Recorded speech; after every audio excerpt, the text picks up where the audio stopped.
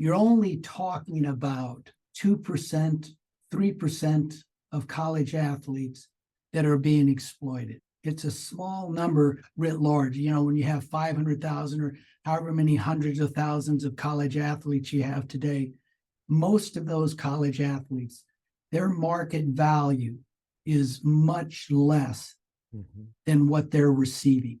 Their grant and aid for them is a really good deal in many ways. And so when you're talking about college sport, and if you don't differentiate the profit athletes, and that's why we use the term profit athletes versus loss athletes.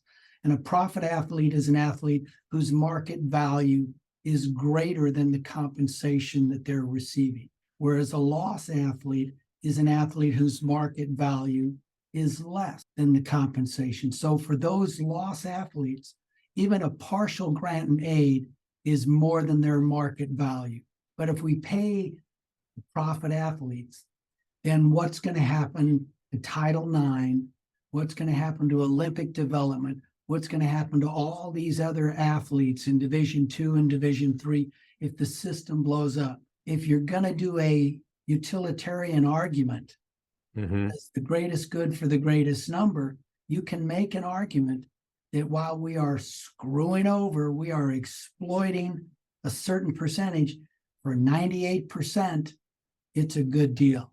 So a utilitarian would say, sorry, we just have to sacrifice the 2% for the 98. And you're hearing that over and over and over again. That's the language that's being used to justify the current system in which we cannot pay the players